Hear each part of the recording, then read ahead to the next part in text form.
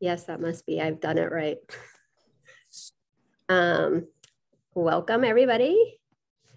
You guys all know me. I'm Kelly. And then today we have a guest with us, and this is Annie. And she's going to tell us a little bit about her food blog journey. And we will get to her in a little bit. We'll start off with some cookbook recommendations first. Because it's really getting to be that time of year. With supper, we got tequila and tacos. And there's a lot of great taco recipes, but there's also all these great drink recipes as well.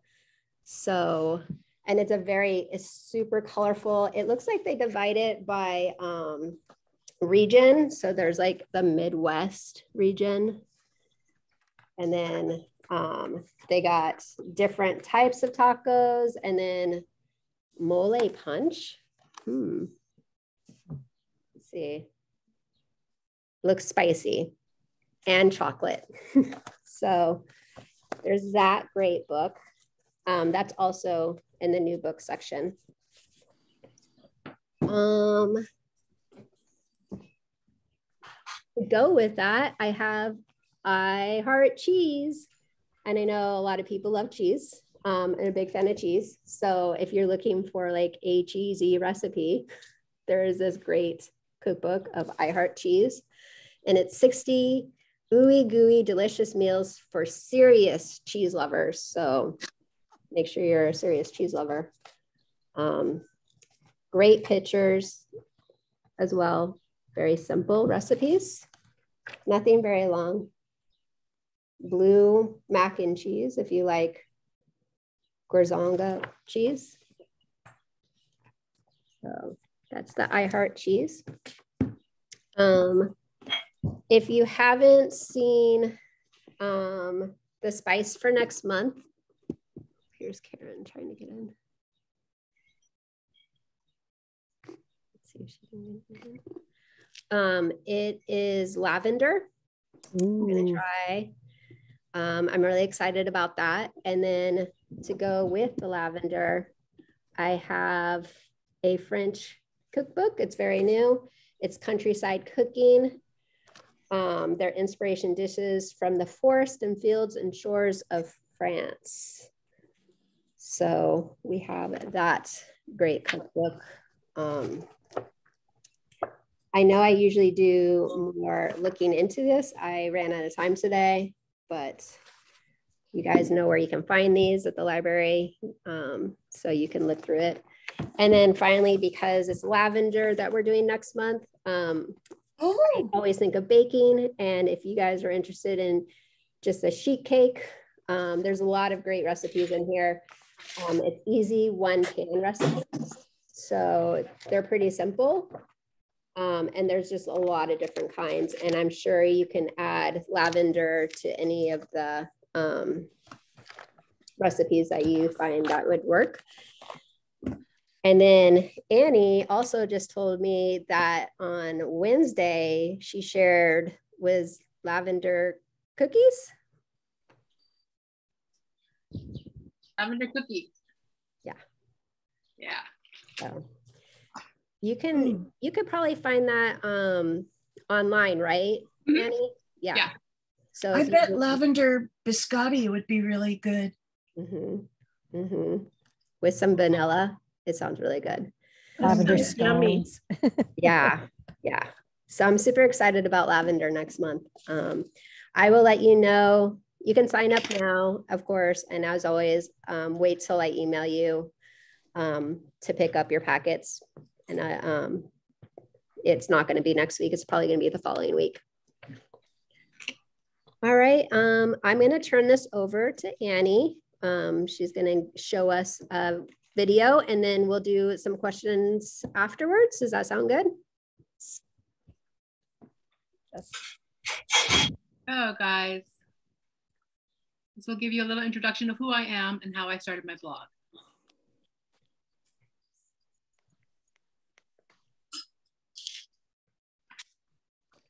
Hi, my name is Anita Arambula. Welcome to my home studio.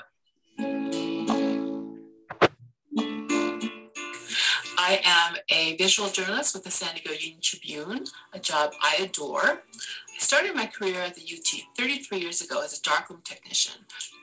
I was moved on to the photo desk, where I spent 14 years as a photo editor.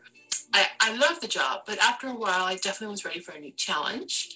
So I was moved to an opening on the features design desk, where I've spent now 19 years as a designer, with the last 12 of those as a senior designer and an art director.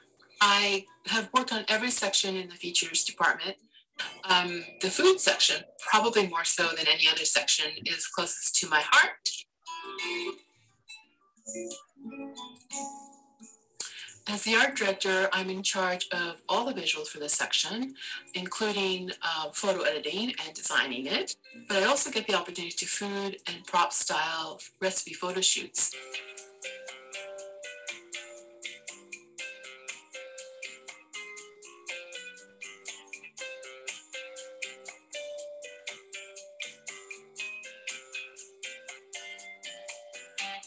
And best of all, collaborate on set with staff photographers.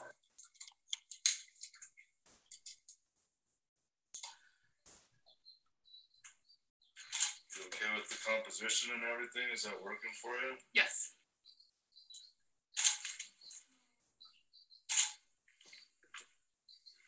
Before this space was my work from home space, it was my home photography studio. This is where I dream up content for my food blog, Confessions of a Foodie. It's here that I write stories about family and food and illustrate them with step-by-step photos. Most importantly, I share recipes. Recipes that I've come up with using whatever I have on hand. Recipes that my favorite food bloggers, magazines, and cookbook authors have inspired.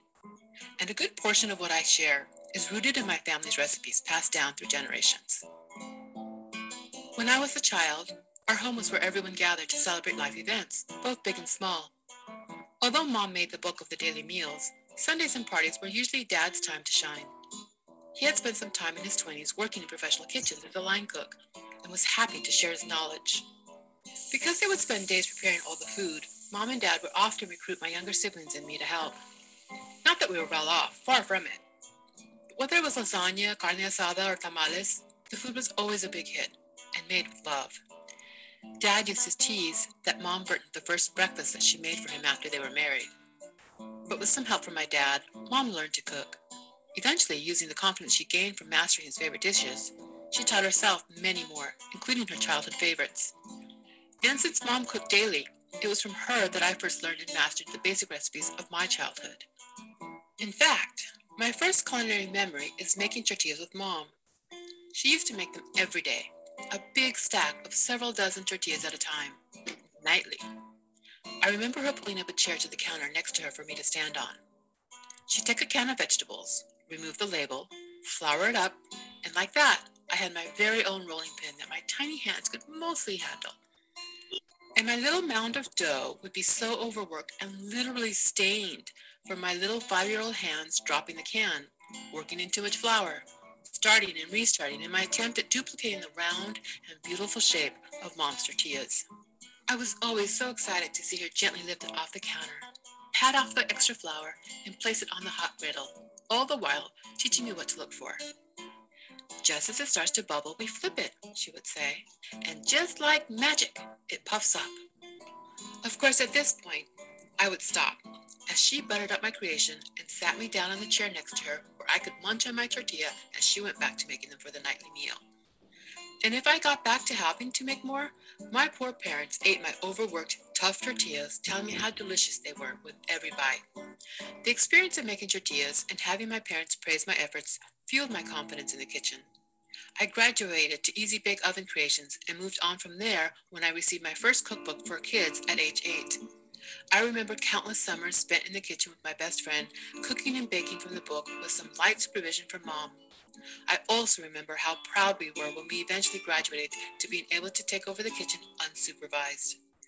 I'm a third-generation Mexican-American with a mix of Spanish, Basque, French, and Mexican indigenous roots.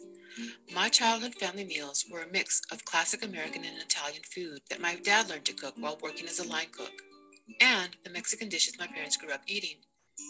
My mom's family immigrated to the U.S. from the state of Jalisco, a central western area of Mexico. My father's family was mostly located in Baja California before they moved to the U.S. The foods they grew up eating were similar, yet filled with regional differences. My taste grew beyond the dishes of my childhood when I moved to Oakland for college. My oldest childhood friend had an older sibling that lived in San Francisco and promised my mother that she would look out for me. Nearly every weekend, Melba would whisk me away for some adventure. It was with her and her husband-to-be that my taste was expanded. They exposed me to Spanish tapas, Indian, Greek, and Persian food that was so different from what I grew up eating, but, at least in the case of Indian and Persian, used similar spices but in a wholly new way to me.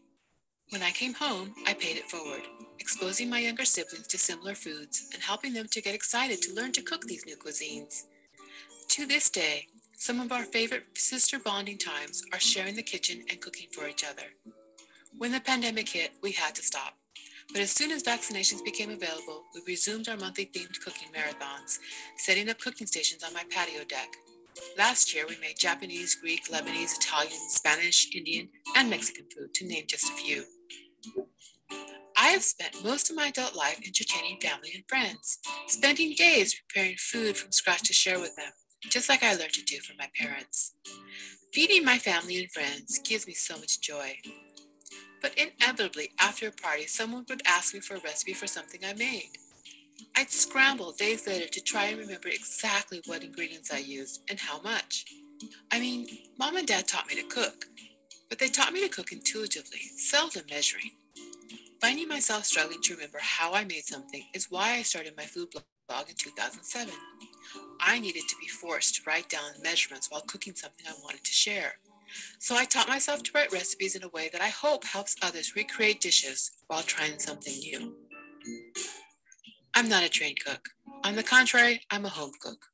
A home cook who loves to experiment and share my successes and blunders in hopes that it will inspire my readers to put the aprons on, fire up the stove, and whip up something new and tasty to share with their family and friends. I hope that my family recipes you cooked this month have inspired you. Buen provecho. Good tasting.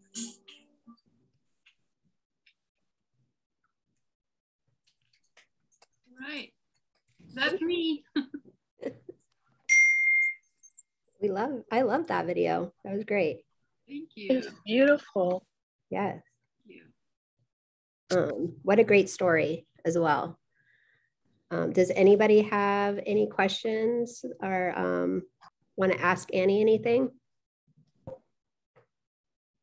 I have a comment. We made, we're back in DC visiting our daughter. And so last night we made your cauliflower tortillas and they were wonderful. It was like we had a big head of cauliflower and we thought, okay, let's go for it. And they held up and, you know, we put our filling in, chicken and, you know, cilantro and everything else. And they were just marvelous. So we could follow everything on your blog beautifully, and thank you. Next is for your lemon lavender blueberry scones. I think that's what they are. So thank you. Perfect. It makes me really happy to hear that people are able to follow the blog and recreate something and have success. So thank you.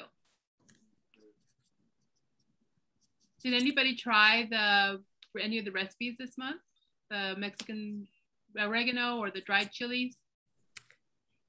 I did. I made the chilaquiles, the chicken chilaquiles. And I agree. I thought you made your instructions with the photographs because I always like to see, I'm a visual learner. So the more photographs or a video that I see, then it's easier for me to follow along, which is why I really liked your recipes as well. And I thought it turned out really great. My family was like, yeah, you're making this again. I did have a question. Okay, I had a couple of questions. I did leave out the one chili, the spicier chili. Like because I was worried it'd be too spicy. How much how much more heat does that get? Well, without it, it wasn't very, there wasn't. Was it the chile de árbol, the little red one? Yeah, that would have made it a little bit spicier. It would have been the equivalent of adding a whole serrano pepper. Okay. If you're familiar with the heat of a serrano pepper with the seeds, that's what an árbol would have done. Okay. Okay. Yeah. So maybe like a medium heat. Mm-hmm. Yeah. One. The more you add, the hotter it's going to get. Right. Can you debunk this for me? So my ex used to make salsa and he loved the spicier, the better, like ghost peppers, stuff like that. And he would always be like, I'm going to make it like this and then water it down so it wouldn't be as spicy. But I always told him, no, that doesn't work. Water it down with actual water? No, I feel like extra tomatoes, like extra acid and stuff like that. But I kept telling him, that's not how that works. You need to make my salsa first and then add to it. That's funny that you say that. When I was growing up, I hated anything really spicy. So my dad used to have to make 2 salsas, so one for everybody else and then one for me, where he would put like half a seeded jalapeno for me because I liked the flavor of the chili, but I didn't like the heat. And then he would put 4 or 5 jalapenos with their seasoned veins in theirs, and I couldn't. It was just too hot for me. So the way to balance it is to, one, take out the seeds and not use the veins, right? Or add a little bit of sugar. Oh, okay. And that'll help bring down some of the heat. Okay. Good to know. And then I thought it was also like I may have needed some more salt in my sauce. I was using actually kosher salt instead of the table salt or the coarse salt. How much more do you think I could probably add without being overly salty? Okay, so that's interesting that you say that. Kosher salt, different brands have different salinity levels. So like if you use Diamond Kosher, you're going to wind up using almost double the amount of Morton's Kosher. Okay. Because it's that much more, that more subtle. Okay. I tend to cook with sea salt, coarse sea salt. So that's what my measurements are based on. And Morton's Kosher is almost to the same salinity as the sea. Now, if you're using table salt, you're going to use half the amount because table salt is going to be a lot saltier. So it really, it's a matter of tasting it. Taste while you cook. Yeah. Especially with kosher. Right. Yeah, it was delicious. And your recipes were spot on to follow along for sure. Okay. That's good to hear. Did anybody else make anything or make something with the oregano? I made a chicken oregano. It's an old recipe that I'd forgotten about that just had the oregano, parsley, lime juice, and much to my surprise, just canola oil. And I just marinated it and then grilled it. I would love that recipe. And then it said to serve with a salsa cruda, which I made. And that, interesting enough to me, had a tablespoon of vinegar in it as well. And I used some of the least hot chili in that and fresh tomato and onion. But it was a nice combination with these ingredients that we got for this month. Janet, what is a salsa crudo? It's just a fresh salsa? Or that's what it seems to be. I was going to ask our guest because it actually said I could have used canned, but I thought, well, that doesn't sound very good. So I went and bought a tomato. I don't cook with tomatoes too often. And I chopped it up really fine. And I chopped up an onion really fine. And it was just fresh. And much to my surprise, they didn't say to add any parsley or cilantro. They said it was optional, and because I had parsley in the chicken, I didn't add it. But it was really nice, and the vinegar, it was red wine vinegar, made it. It seemed sweet, but maybe it was the onion that I use, but it really added to the grilled chicken. And I can type it up and send it in. But the one interesting thing, another question I had is they said to put an ice cube on top once you had the the tomatoes and onion and chili. They said to put an ice cube and let it melt. And I didn't know what the purpose of that was, whether that was a way of adding water, because they were very specific, 1 ice cube. So I have never heard of that.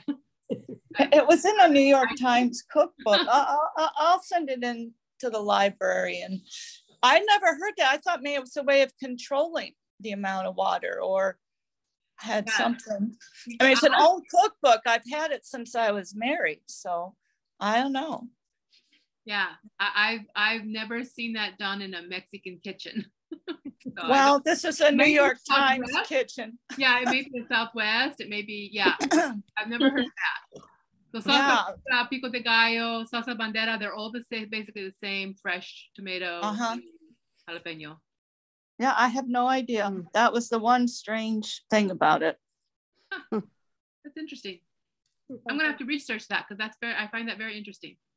Yeah, I'll send it in. I'll send in the reference too. Yeah, Kelly, if you could forward that to me, that would be awesome. Okay. Yeah, no, I'll do that.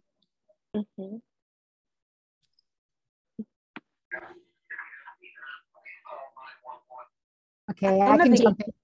Oh, I made, and you pronounce it guajillo? Is that how you pronounce it? Guajillo. Guajillo. Guajillo, yeah, Guajillo. Guajillo. Guajillo. I made a slow cooker guajillo pork tacos. And I had a pork butt, or my husband, we had a little piece left over from previously or something. And so I made the sauce, the guajillo sauce, but I used the peppers that we got from the library. So it called for all the guajillo peppers, but I used the two of those and the 3 California peppers. So my question to you is, how much different would the flavor have been if I'd used just all guajillo peppers? Is it a significant difference between the sauces? It would not have been significant difference. I find that the California is a little bit fruitier and a little bit hotter than the guajillo. The guajillo is a little bit more mellow. The guajillo adds a lot more body to sauces. It's a much more approachable chili. California is going to be a little bit spicier. So all California would have been a lot hotter. All guajillo would have been a little bit less heat. Okay.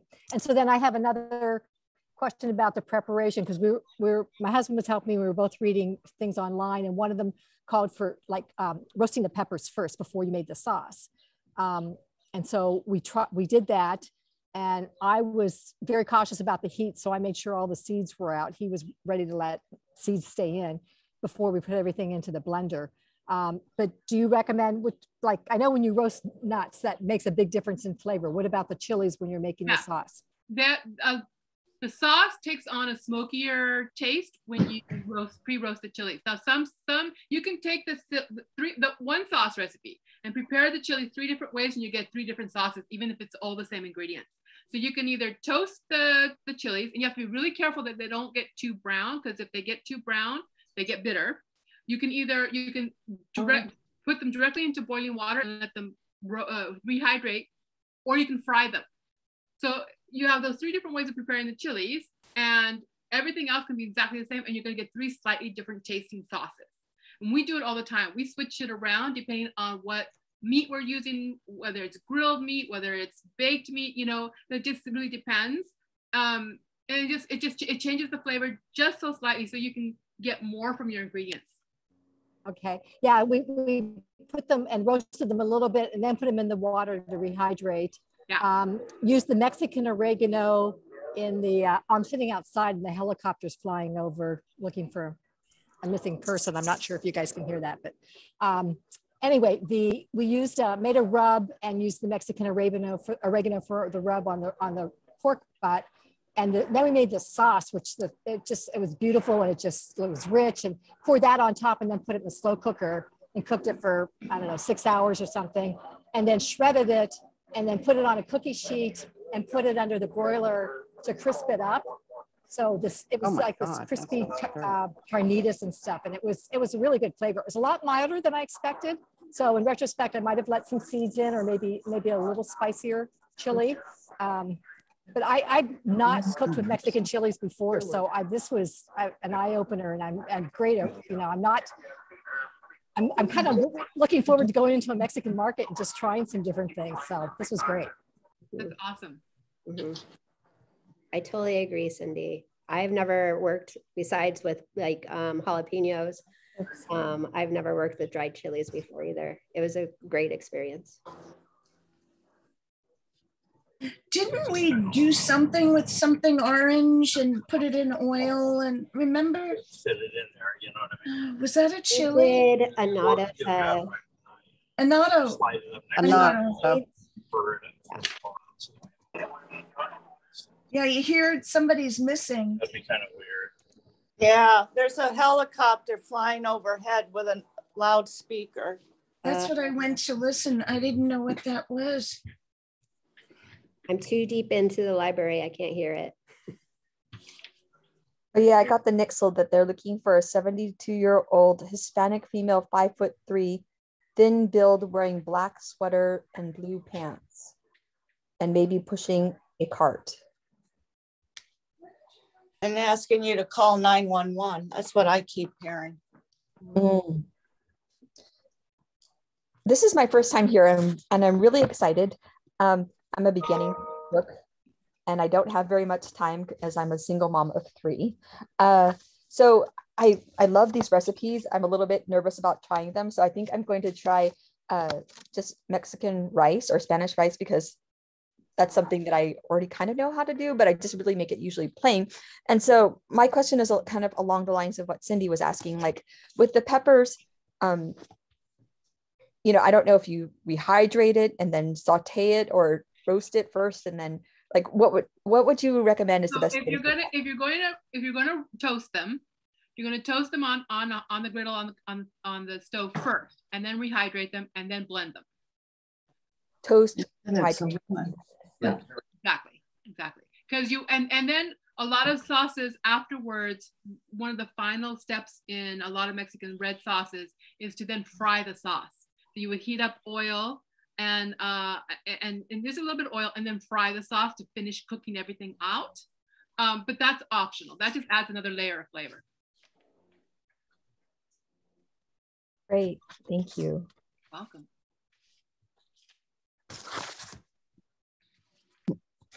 I work with seniors as a caregiver, and she used to be a pastry chef in France. And so I think I told her about this, the spice it up, and she got excited. So I think we're gonna try doing your recipes once a month as kind of a fun thing to do. Oh, so great. This club. Yes, that'd be good. Yeah. For the both of you. Mm-hmm. I have found, yeah, Gina, I'm the same way. I'm a single mom with 2 kids, and yeah, time is not on my side. And so I'm always like, I'm always showing the group like, oh, look at this cookbook. It's only 30 minutes. But I also have found, since I've been doing the Spice It Up, my confidence in cooking has risen a lot. I've shared that I've learned how to make naan, and that is probably my most exciting thing that I ever learned to make doing this. And then I was telling Annie that I saw her recipe for making flour tortillas, mini flour tortillas, and I was like, I could probably do that. It's so similar to naan. So I'm glad you were here, able to join us today, Gina. Yes, that's fabulous. Can I ask a question about where a best place to buy the peppers? Do you have a favorite market, and do you prefer the dried ones versus fresh ones? And do you cook with them differently? You cook with them differently, and they bring different things to the table. So red sauces, I tend to go with the dried chilies. Moles use dried chilies. Some sauces, like my tomatillos recipe that I sent you guys, use both red and the dried and the fresh. as far as where to get them, if you have a local, I don't know if Coronado has any Mexican markets near you. Otherwise, the Northgate Market on Main Street is probably the closest to you. That's my favorite place to get my chilies because the turnover is so high. If you get the chilies in the bulk bins, they're going to be fresher. So when you're buying chilies, you should be able to bend them without breaking. If they snap, they're too old and they're not going to have as good of a flavor. They should be like dried fruit, fruit roll-ups, where they bend. So if it's a fruit, so if it pops or if it breaks when you start to bend it, go to the next one. Now, if you buy them in the bags at like Ralph's or Vaughn's or whatever, those are going to be older and they're going to be harder. So and they're not going to be as strong or as fragrant. So that's why I prefer to get them in bulk. There are some chilies that Northgate sells in the bags. Again, their turnover is so high. I've had good success buying them in the bags there because they're fresher. They're not sitting on the shelf as long. Good to know. That's great. Thank you. You're welcome. Also at El Super. Yes. El Super. My parents have Carnival near them, and they have Manolos, which is really good. On a Federal and Euclid. Right.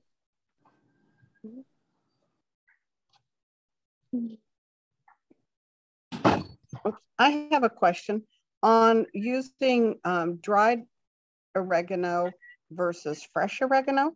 Well, our daughter has a plant that's huge and it's got big furry leaves. And when you look it up, it says, and it's one of those things we don't trust it to like use it.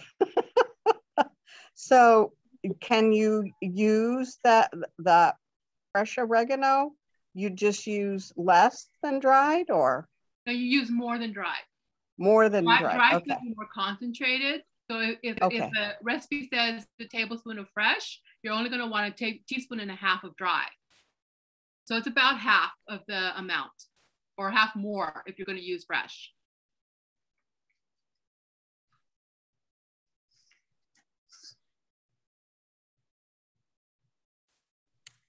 Does anybody else have any questions or talk about what they made?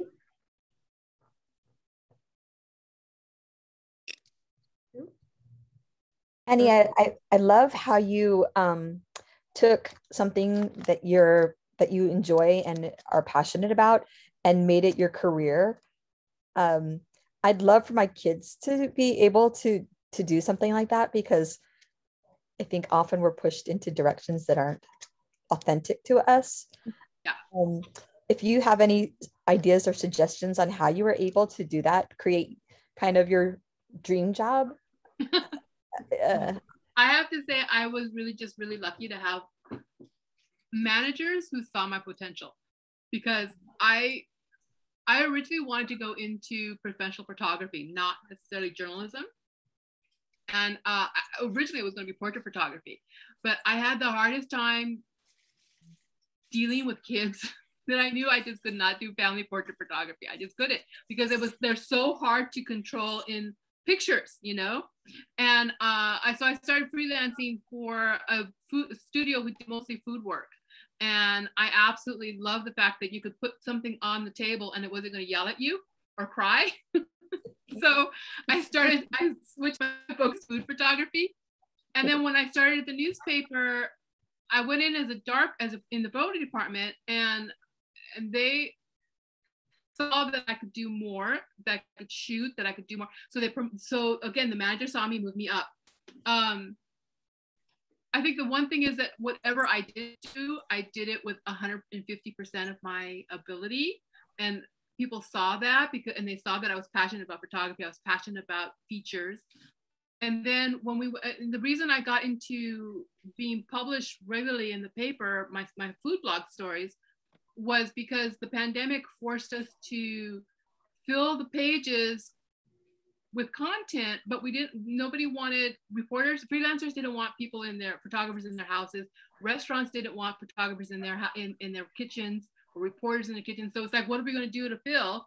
And they found out that I had a personal food blog, and they said, well, why don't we use your content? You know, we'll figure out a way to get that in the paper, and you keep your copyright. So mostly it's just like, I did the blog because the food blog, because I wasn't quite getting enough from work. So I found an outlet to use all my creative passion and all of those that brought the food blog brought everything together: photography, writing, and cooking. And so I was able to keep that going, and it wound up crossing into my professional life. And I was just lucky that I had that to marry the two. So find a passion, keep doing it, and I just really think the universe will open up if you keep going, not hide it. Absolutely. Awesome. It takes bravery too. Yeah, thank you. Courage. I have a question about your photography, actually more photographing food. I think I read an article many years ago, and it was kind of a backstory to what you're looking at is sometimes not the food itself, but there's a lot of play ingredients that they use, like glue for a sauce or something. Is that, how often is the dish actually an edible dish that's being photographed? So editorial food photography has different ethical parameters than advertorial. So I've taken food styling classes, workshops with commercial food stylists. And half of what I learned is like, oh, I can't do that. I can't do that. I can't do that. Because as a newspaper, we have to produce something that the home cook can do. We're not selling a product, right? We are sharing knowledge. And so I can't do any of that. I know how to do it. I know how to make fake ice cream. I know how to use, there's tricks that they do where they'll build a bowl of Crisco, a big lump of Crisco, and then they put the food on top of that in order to build things up and make things higher. When they do hamburgers, they will they shoot it from the front, and then you look at the back, and the back looks like Frankenstein's monster because it has cotton balls put in there to lift things up. It's got all these toothpicks showing because they've put the cheese or the pickle or exactly where they want it, and they had to put it in. So, but for newspapers, if you're looking at it at a photo in a newspaper and it's for a recipe, it's not going to be any of that. What you see is what you get, because ethically we just can't do that. We can't cross that line. Would that be true for like cookbooks too? What are we looking at? No, cookbooks will lie. Cookbooks will lie. This for commercial photographer that unless it's a blogger, if it's a food blogger that you follow, and she's produced her own photography and her own stuff, most likely it's going to be journalistic photo editing.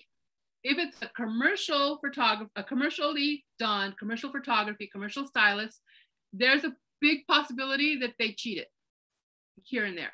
The food stylist that I worked with, that I took the workshop with, is one of the top food stylists in LA. She does a lot of Oscars. She's done stuff on movie sets.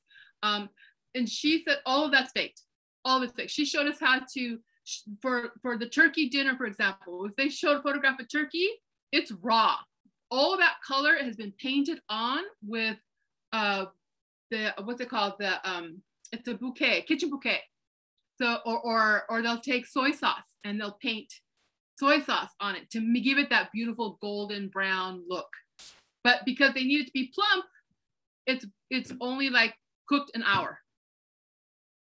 So yeah. So commercially done is probably going to be faked. If it's in an editorial food styling, it's different. Guess that explains why my dishes never look exactly like the cookbook pictures. Now we've been deceived. Yeah, that's some interesting insight. So thank you for that. You're welcome.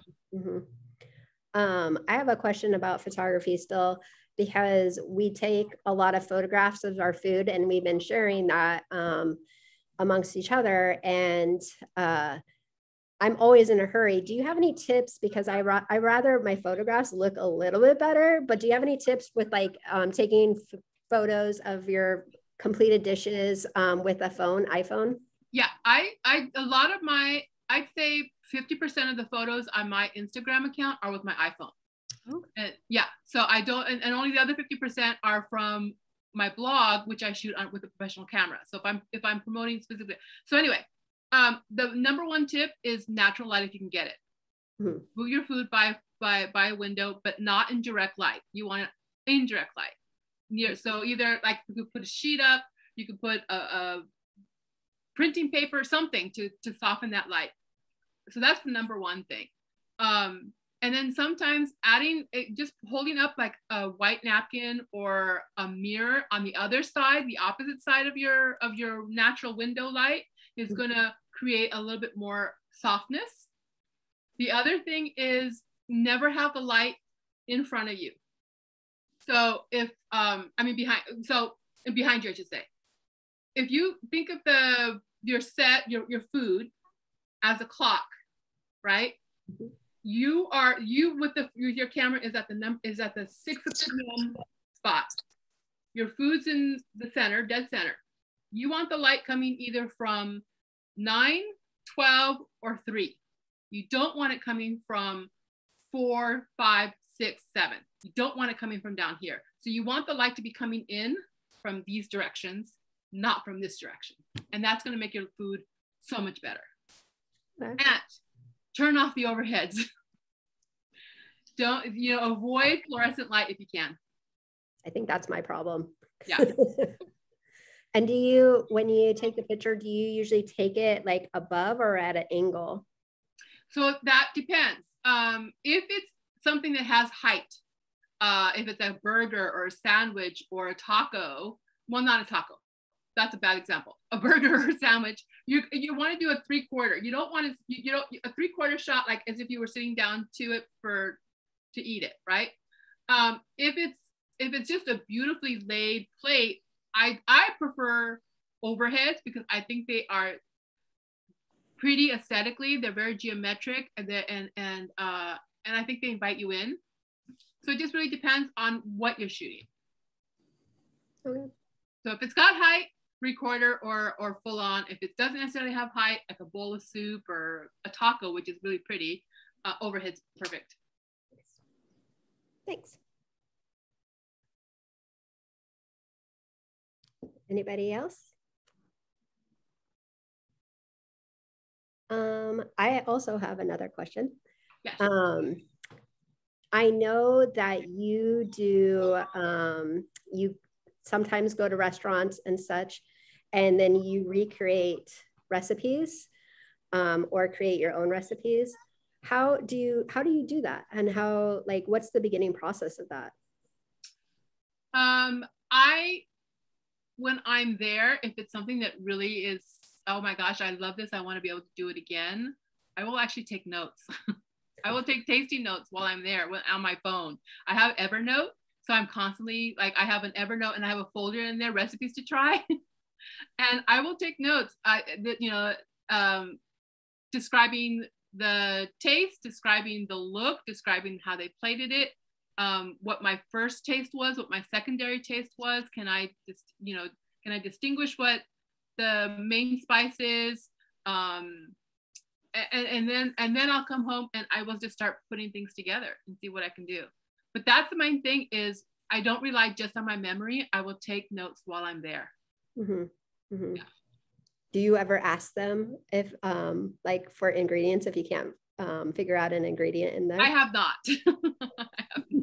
I have actually done that, and I've been shocked how willing the chefs are. Yeah, I actually had a chef one time. I called the restaurant to ask them to read me what was the description was in something, and the chef actually called me back and talked to me about the recipe. So yeah, it's surprising how approachable. I think it's like anything else. If you create something and someone appreciates it and likes it, they want to share that, right? Yeah. Yes. Mm-hmm. Unless it's a true secret and they're making a lot of money from it. Probably. How long does it usually take to get the product that you are looking for, like in comparison to what you tried. So like how many tries do you usually does it take, or does it only like one or two? No. Some of my posts that I have done that for, I have made the recipe 4, 5, 6 times before I feel like it's one. It takes me 3 or 4 times to get it to where I want, and then a couple more tries to make sure that it's repeatable, because I want readers to be able to repeat what I'm doing, to repeat the flavor that I have. So it can be 4 or 5 times, and then other times, I can luck out and have it done in 2. But it's usually at least a minimum of 4 times before I feel like it's ready to share. Yeah.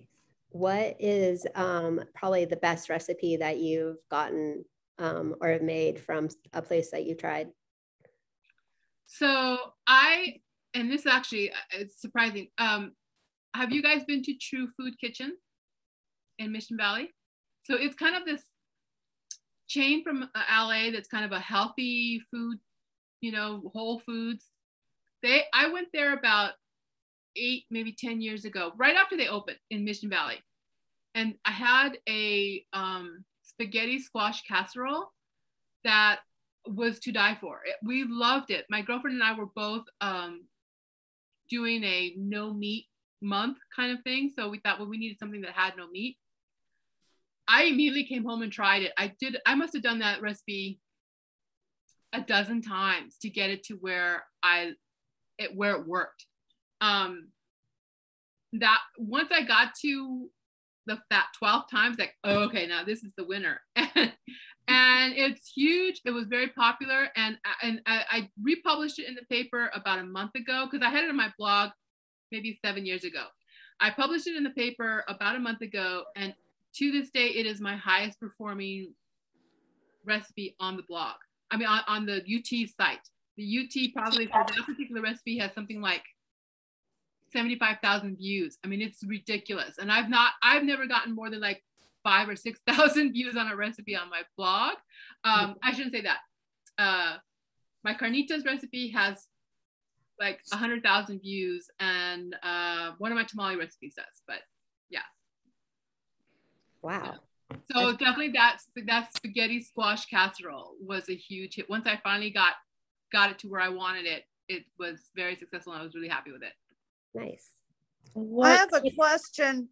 When you do that and you get the right formula, do you then write it down? Because you said you're an intuitive cook, and I experiment with lentil soup, and sometimes I get it, so I love it, and other times I've missed out. So I just wonder, once you get that right combination, how do you repeat it, or what do you do for yourself so you can repeat it? When I'm cooking in the kitchen, I have a notebook with me. When I'm cooking I should say, repeat that. When I'm cooking in the kitchen for a recipe that I think I might want to share on the blog, because if I'm just regular cooking, I don't do it. But if I'm cooking for something with, maybe I think I want to try this and see if I can get it good enough for the blog. I have a notebook in the kitchen, and I write everything down as I'm doing it. And I might have 10 pages for one recipe because I've tried it 4 or 5 different times. Mm-hmm.